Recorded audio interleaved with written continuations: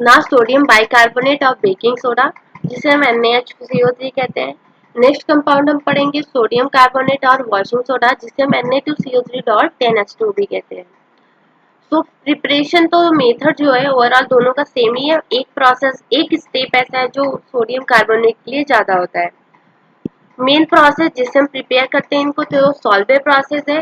Commercial scale पे prepare करते हैं इससे एंड इन्हें अमोनिया सोडा प्रोसेस भी कहते हैं।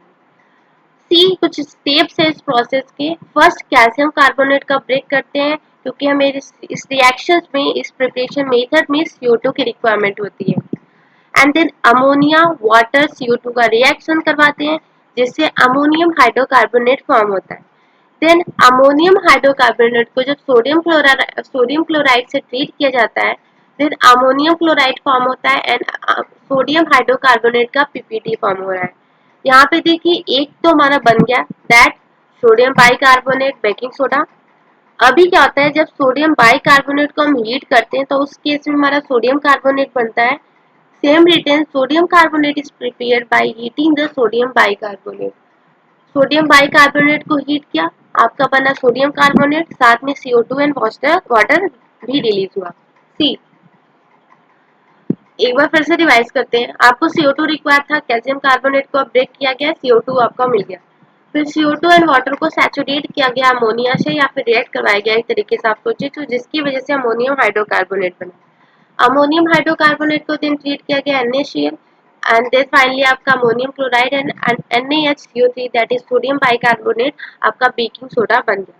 बेकिंग सोडा को आपने हीट किया, sodium carbonate that is washing soda form हुआ।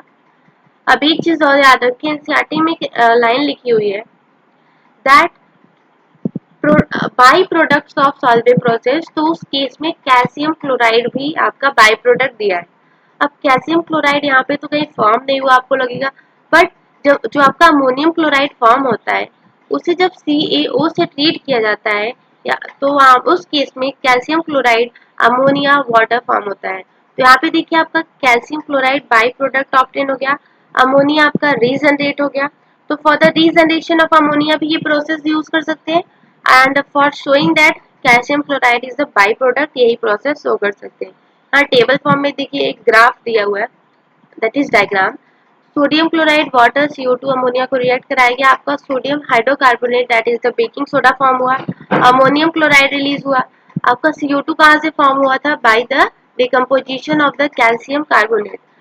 कैल्शियम कार्बोनेट से CO2 आया था, अमोनिया आपका यहाँ से आया था, वाटर एंड NaCl मिक्स किया गया था, सोडियम हाइड्रोकार्बोनेट का PPT बना था, अमोनियम क्लोराइड आपका एक्वस फॉर्म में था।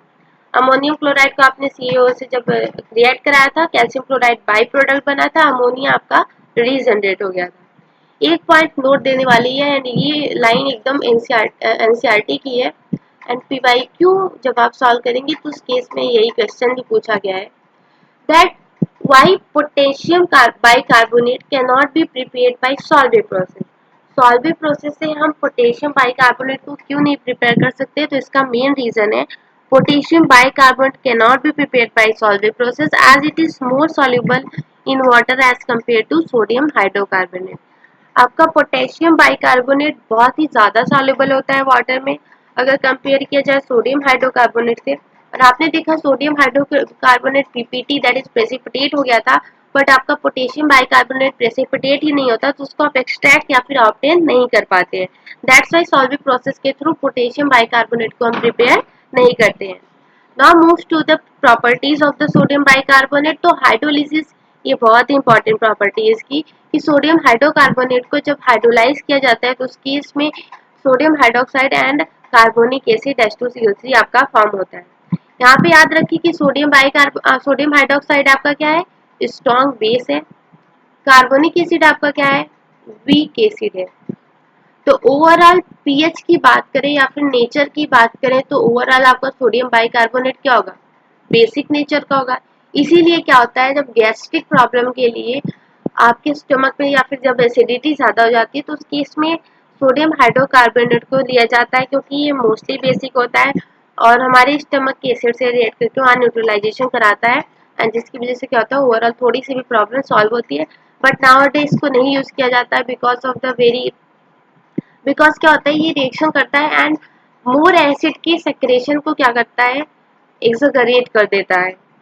मोर हिस्टामाइन आपके एक्टिव हो जाते हैं एंड एसिड की सेक्रेशन को इंक्रीज कर देते हैं, जिसकी वजह से हम सोडियम बाइकार्बोनेट को अपने ही पी लेते हैं। इसको आप केमिस्ट्री इन एवरीडे जब पढ़ने लगेंगे वहाँ पे एवरीडे लाइफ ऑर्गेनिक का क्लास 12th का, तो उस केस में आपको एक लाइन मिलेगी दैट, अब इस केस में क्या होता है, अब सिमेटिडीन रैनिटिडीन जैसे मेडिसिन का यूज किया जाता है गैस्ट्रिक प्रॉब्लम को सॉल्व करने के लिए, ना कि इन होम रेमेडीज को। सी, सोडियम बाइकार्बोनेट आप एक जगह से, जब आपको कभी कभी वास्ट अपने स्टिंग से बाइट कर लेता है, तो उस केस में भी हम सोडियम बाइकार्बोनेट वहाँ पे रब करते हैं, क्योंकि जो वहाँ पे स्टिंग से एसिड वो इंजेक्ट किया होता है, तो वहाँ पे बेस हम जब वहाँ पे रब करते हैं जिससे न्यूट्रलाइजेशन रिएक्शन होता है और हमें रिलीफ मिलता है। तो ये कुछ यूजेस भी आप याद कर सकते हैं इस तरीके से। तो सोडियम हाइड्रोकार्बोनेट बाइकार्बोनेट आपने देखा, strong base weak acid, overall pH क्या होगा, बेसिक होगा, दैट्स वाई जो आपका NaCO3 होता है वो बेस की तरह यूज किया जाता है। टेम्परेचर का क्या इफेक्ट होता है, तो अगर मोर देन 100 डिग्री सेल्सियस पे सोडियम बाइकार्बोनेट को हीट किया जाए तो sodium carbonate water and CO2 form होता है। एंड सोडियम बाइकार्बोनेट इसी तरीके से सोडियम बाइकार्बोनेट इसी तरीके से ब्रेक होकर सोडियम कार्बोनेट देता है, आपने भी पीछे ही देखा। Reaction with acid, reaction with base. अभी क्या हुआ है, ये दोनों रिएक्शन देखकर आपके मन में आना चाहिए कि ये सोडियम बाइकार्बोनेट क्या है, एम्फोटेरिक नेचर का है, क्योंकि वो एसिड से भी रिएक्ट कर रहा है, बेस से भी रिएक्ट कर रहा है। एसिड से रिएक्ट करके साल्ट बना रहा है, वाटर बना रहा है, CO2 रिलीज कर रहा है। बेस से रिएक्ट करके जैसे सोडियम हाइड्रोक्साइड से वहाँ के सोडियम कार्बोनेट एंड वाटर बना रहा है। तो ये दोनों रिएक्शन देखकर यहाँ पे एक नोट लिखा हुआ है that reaction 3 and 4 explains amphoteric nature of sodium hydrocarbonate. दोनों से एसिड और बेस दोनों से रिएक्ट करने की वजह से सोडियम बाइकार्बोनेट क्या होता है, एम्फोटेरिक नेचर का होता है। बेसिक तो होता है, ये तो आपको पता ही है, हाइड्रोक्साइड वहाँ पे आपको स्ट्रांगली दिया है। एसिडिक इसलिए होता है क्योंकि यहाँ पे H प्रेजेंट होता है। आपको पता है जब ये आपका एसिडिक साल्ट है, सिंपल साल्ट नहीं है, सिंपल साल्ट क्या होता है, Na2CO3, ये आपका सिंपल है, बट यहाँ पे हाइड्रोजन है तो उसको हम उस केस में प्रोटॉनिक साल्ट या फिर एसिडिक सॉल्ट कहते हैं। Now properties of sodium carbonate that is washing soda. Efflorescence property की बात करें तो sodium carbonate dot 10H2 when exposed to air it gives out 9 out of 10 water molecule। जब आप सोडियम कार्बोनेट को हीट करते हैं या फिर एटमॉस्फेयर में स्लाइटली हीट करें या फिर डायरेक्टली उसको एटमॉस्फेयर में एक्सपोज करेंगे, तो वहाँ पे आप देखेंगे 9 वाटर मॉलिक्यूल आपके हाइड्रेट्स में से रिलीज हो जाएंगे, ओनली मोनोहाइड्रेट फॉर्म में वो एग्जिस्ट करेगा या फिर रिमेन होगा।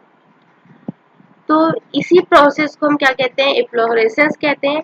Hence washing soda loses weight on exposure to air.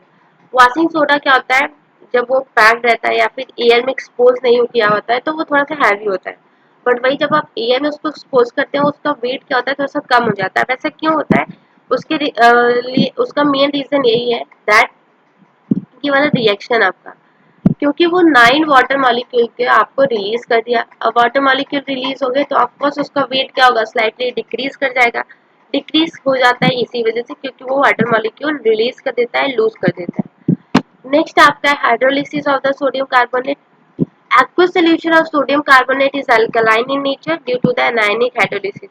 Equilibrium में आपने पढ़ा होगा एनायनिक हाइड्रोलिसिस होता है तो उस केस में वो अल्कलाइन होता है। कैटानिक होता है तो एसिडिक होता है। तो सोडियम बाइकार्बोनेट में क्या होता है, जब हाइड्रोलिसिस किया जाता है तो एनायनिक हाइड्रोलिसिस होता है, ये शो कर रहा है कि सोडियम कार्बोनेट अल्कलाइन नेचर का है। रिएक्शन जो है sodium carbonate sodium ion carbonate ion में ब्रेक हुआ है। कार्बोनेट आयन आपका दैट इज एनायन एनायन आपका हाइड्रोलाइज होकर carbonic acid and strong base वाला हाइड्रोक्साइड दिया है, दैट्स वाई सोडियम हाइड्रोक्साइड ये क्या होता है, अल्कलाइन नेचर का होता है। Now uses of sodium carbonate and sodium hydrocarbonate, ये टॉपिक बहुत ज़्यादा इंपॉर्टेंट है। एग्जाम पॉइंट ऑफ व्यू से आजकल इनऑर्गेनिक से यूजेस पे क्वेश्चन बहुत ही ज़्यादा आते हैं, आते ही आते स्टेटमेंट वाइज आते हैं, सीआरटी की डायरेक्ट स्टेटमेंट उठा के दे दी जाती है। सोडियम बाइकार्बोनेट की यूज की बात करें तो it is used for the preparation of baking powder, for the effervescence drink की प्रिपरेशन में and for the fire extinguisher. ये तो आपको पता ही होगा, जो फायर एक्सटिंग्विशर के में आप पाउडर देखते हैं वो मेनली आपको सोडियम हाइड्रोकार्बोनेट ही होता है।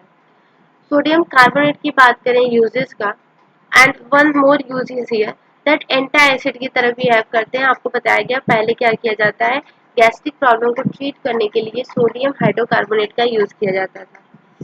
सोडियम कार्बोनेट की बात करें तो फर्स्ट यूज आपका दिया हुआ है फॉर मेकिंग फ्यूजन मिक्सचर बनाने में, जैसे कि सोडियम कार्बोनेट को आपको पोटेशियम कार्बोनेट से मिक्स किया गया। Second, in the manufacture of glass, caustic soda, soap powder. And third is in the laundries and softening of the water.